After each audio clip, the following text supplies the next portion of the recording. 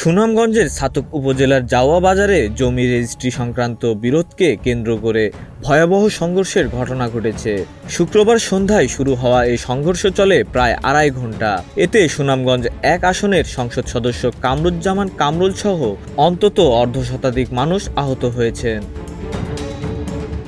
স্থানীয়রা জানান, রাতের অন্ধকারে উভয় পক্ষের লোকজন টর্চ লাইট জ্বালিয়ে সংঘর্ষে অংশ নেয়।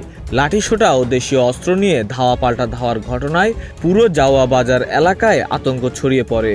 সংঘর্ষের কারণে সুনামগঞ্জ সিলেট মহাসড়কের দুই পাশে শত শত যানবাহন আটকা পড়ে দীর্ঘ যানজটের সৃষ্টি হয়।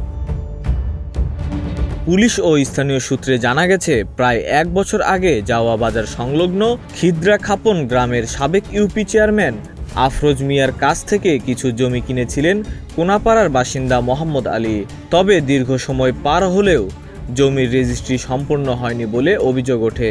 এই বিষয় নিয়ে ২ দিন আগে মোহাম্মদ আলী ও আফরোজ মিয়ার মধ্যে বাকবিতণ্ডা হয়। পরে বিষয়টি দুই পক্ষের সমর্থকদের মধ্যে ছড়িয়ে পড়লে বাজার এলাকায় হাতাহাতি ও মারধরের ঘটনা ঘটে।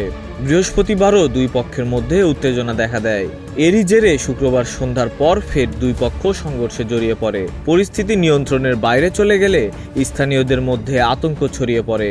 সংঘর্ষ থামানোর চেষ্টা করতে গিয়ে আহত হন সংসদ সদস্য কামরুজ্জামান কামরুলও।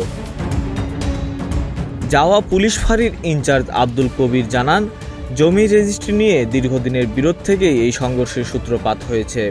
ছাতক থানার ভারপ্রাপ্ত কর্মকর্তা মিজানুর রহমান বলেন, খবর পেয়ে পুলিশ দ্রুত ঘটনাস্থলে পৌঁছে পরিস্থিতি নিয়ন্ত্রণের কাজ শুরু করে। বর্তমানে এলাকায় অতিরিক্ত পুলিশ মোতায়েন রয়েছে। Desk report, news flash 71।